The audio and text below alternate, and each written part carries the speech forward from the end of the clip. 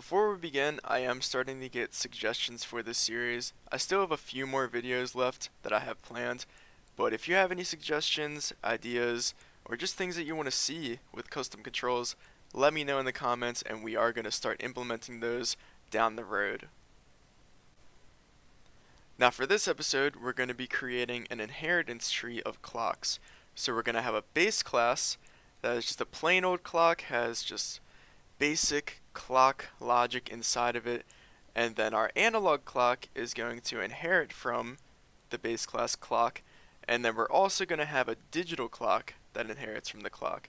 So that being said, the first thing we really need to do is move all of this stuff in our analog clock that is clock specific and not analog clock specific. We need to move all of that into a new class that is just called clock. And then this is going to be a public class, and it's going to inherit from control, which is actually what our current analog clock inherits from, and now our analog clock is going to inherit from clock. Okay, so now we can start moving the things that are clock specific into our clock class. So this dependency property for show seconds and this routed event for time changed, they can all go, so let's go ahead and copy those. We can actually cut those out. And let's go into our clock. Just drop those in there, import everything.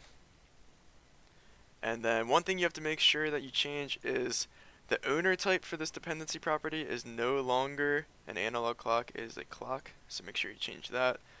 And same thing for our routed event. Just a plain old clock. If you don't change that, it's going to be really nasty when something inherits from clock that isn't an analog clock. Now let's go back to our analog clock, see what else we need. So we have this onApply template and all this stuff with the hour hand, minute hand, second hand, that's very analog clock specific, so we're not going to take that. But everything underneath with the on-time change, the timer, it's very clock specific. So let's go ahead and actually just copy this entire function and take it in the clock. And we can drop that and just get rid of all the hand stuff. And then we will have to import the timer. And we don't have this on-time changed method. We're going to have to bring that in from the analog clock as well. So let's just copy that. Drop that underneath.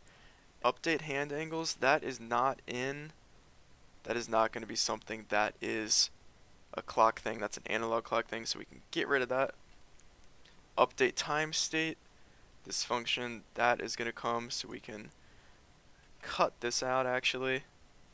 Entire thing, and just drop it in there. Now I believe we actually have everything for our clock, but we are going to have to clean up this analog clock, so this timer we can get rid of because the timer is taken care of in our superclass, the clock, and the timer will start when we call base.onApplyTemplate because that's going to call this method, start the timer, so everything's taken care of there. Now on time changed, what we can do with this is we can actually override this method in clock, the on time changed, and then in our analog clock we can get rid of the stuff that the base class clock calls, which is update time state and raising the event. And then again we can just call the base function on time changed with the same time, and everything should work fine. We have successfully split our analog clock and clock, and we are now inheriting from clock, so we have our little inheritance tree started up. Let's test it out and make sure everything still works. And there we go, our clock is still moving, visual states, everything. Now before I move into inheriting this clock and creating a digital clock, I want to clean up this control a little bit. So one thing I've always wanted to do for a long time is create a dependency property for the current time that we can bind to. So let's create a dependency property. It's just going to be a date time, and we'll call it time. And what else do we need to change here? The owner class is going to be the clock, And the default value in the property metadata will just be datetime.now. And then let's clean this up a little bit so that it matches the style we have. We can move this a little bit down. I like to keep my dependency properties at the top. Okay.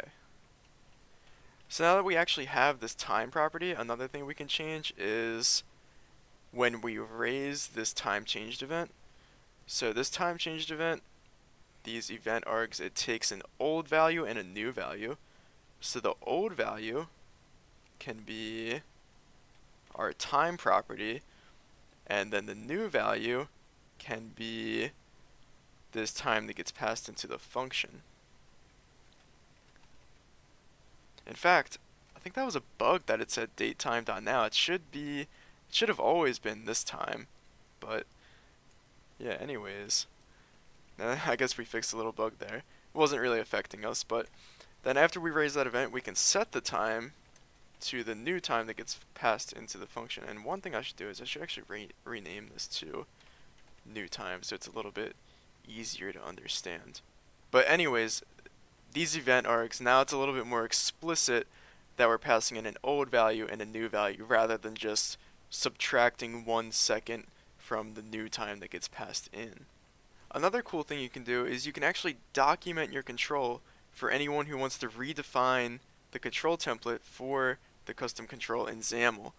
So for instance, our control supports visual states, so we can document these up here so that anyone who implements a new control template for the clock knows what visual states they can support. So all we have to do is put this little decorator, and we can include the name of the visual state. So we have day, and then we can include a group name as well. All of our visual states are in the same group. This group name, you can name it whatever you want. We can just name this time states. Let's go ahead and copy this twice. All of our visual states are in the same group, so we will keep that group name and just rename the names. We have night and we also have Christmas.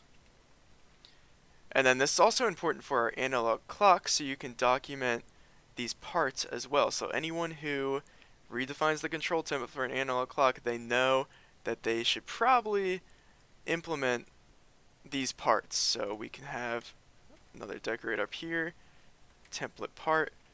You can have the name of the part. For us, we have part hour hand. And you can also include the type, which is pretty important. So we can say type of line. And type's important because if you don't include the type and the type of their part isn't a line, this is just going to be null no matter what. So let's go ahead and copy this. We have a minute hand and we have a second hand as well. Alright, now that we're all cleaned up, I am ready. Let's implement the digital clock. So let's create a class. We'll call this digital clock. We'll make it public, and it is going to inherit from our clock. Now, to be honest, I wasn't really sure what to do for a digital clock because I feel like our clock could support a digital clock, but I wanted to really expand the inheritance tree. So what I decided was, I know digital clocks sometimes they have that colon in between the hours and minutes that blinks. So I figured that is something that is really digital clock specific and could justify a digital clock. So let's go ahead and create a dependency property. And this is going to be a Boolean. And what we're going to call it is :blink. And then let's go ahead and update the owner class to be the digital clock. And by default, we're just going to set it to true. So let's import our dependency properties and clean this up a little bit. I like to keep my dependency properties up top. And there we go. Now we are going to have to grab that colon from the control template. So let's go ahead and create a field up here for the colon. It's just going to be a UI element, which is really generic because all that we want to do with this colon is change its visibility. So let's call this colon, and then we're going to have to grab the colon from the template when we apply the template. So let's override on apply template, and what we're going to do is we're going to set the colon equal to template.findName, and the name of the colon is going to be a part, so it's going to be part colon, and the template parent, well, that's just this, and then we have to cast it to a UI element. Now before we go any further, let's go ahead and document that part. So the name is part colon, and the type is type of UI elements. Okay. So now we got our colon, let's go ahead and manipulate it, and the way to do that is we're going to override on time changed. And on time changed, that is just defined in our clock. So every time the time changed, what we're going to do is we're going to check our colon. We have to make sure that it does not equal null and that we actually have a reference to it in our template. And then we need to see if colon blink is enabled. And another thing we're going to do is we're only going to do the blinking if show seconds is false. So if seconds are shown, the colon is just always going to be visible. Now inside here, we're just going to toggle the visibility. So colon's visibility will equal, we're just going to do a little conditional statement here. So if the colon is visible, then the colon's new visibility is going to be visibility.hidden. And if the colon is not visible, then the visibility is going to be visible. And then we can also do an else here and just set the visibility to visible if we're not going to be doing any of the blinking. Now last but not least, we have our logic figured out, but we need to create a template for it. So that's going to go into a resource dictionary, and this is going to be the digital clock style. And inside here, we're going to have a style. The target type is going to be our digital clock. And the only thing that we're really going to set is the template. So let's set the value of the template. It's going to be a new control template, the target type, digital clock. And then it's just going to be a stack panel. And it's going to be horizontal. And inside here, we're going to have some text blocks. So the first one is going to be the hour. So this can be a template binding to time.hour. So we have the time dependency property that is located on our clock, so we can use it in our template binding. And then underneath that, we're going to have another text block. This is going to be the colon. And this is going to be the blinking colon, so we need to make sure we name it part colon. Good thing I read the documentation, I know what to name it. And then underneath here we can copy our hour, because this is going to be the minute. And then after that we're going to have another colon. But for this colon, we actually need to toggle the visibility of the colon. So if show seconds, that dependency property we have, is false, then we don't want to show this colon because we're not going to be showing the seconds after this colon either. So this colon is just pointless. So we can do a little template binding to show seconds. And then we need a converter as well. And for that, we're just going to do a Boolean static resource Boolean to visibility converter. So basically if show seconds is true, then it'll be visible, but if it's false it will be invisible. And then we also need to define that converter. So we'll have a Boolean to visibility converter. Luckily that's built into WPF. And we need to give it a key that matches this so that we can use it. And then last but not least, we're just going to have another text block that is going to show the second. And this visibility is going to be the same thing as this. Okay. Let's see how it says I'm missing something. There we go. And before I forget, we also need to update our generic.xaml to include our digital clock style.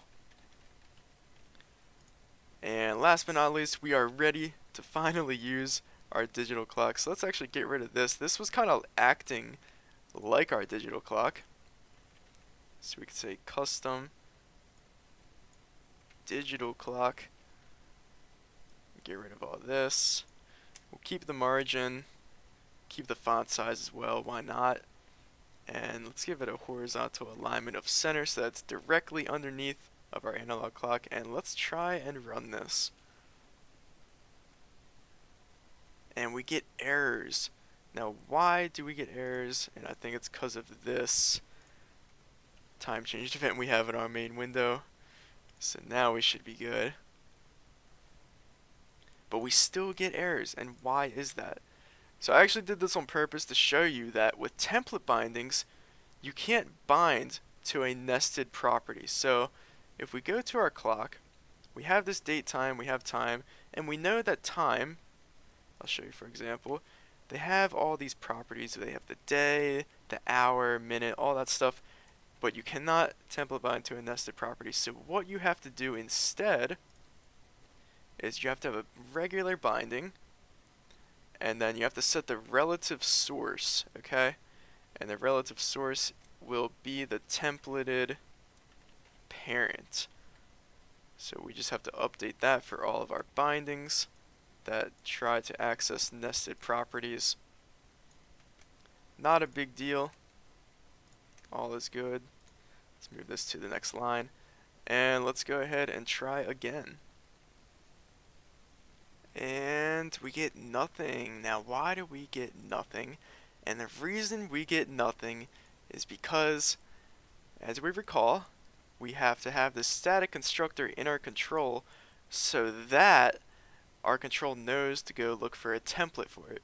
And we didn't do that for our digital clock, so we have this template, but our digital clock doesn't know to use it.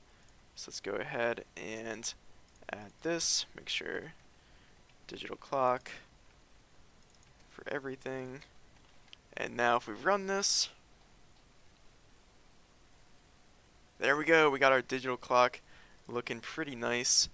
Now let's go to our main window, and one thing we can do is let's do show seconds false, and there we go, we're blinking now. And what else do we have on here? I guess we could do colon blink to false, and there we go, our colon's not blinking anymore. Now another thing you might notice is our digital clock control template doesn't actually implement those visual states that we defined on our clock, and that's perfectly fine. It just means that this control template isn't going to react to those visual states. If you want to implement your own visual states, feel free to. We went over that last episode, so if you need a little bit of a refresher, you can check that out. But other than that, that's going to wrap it up for our inheritance tree.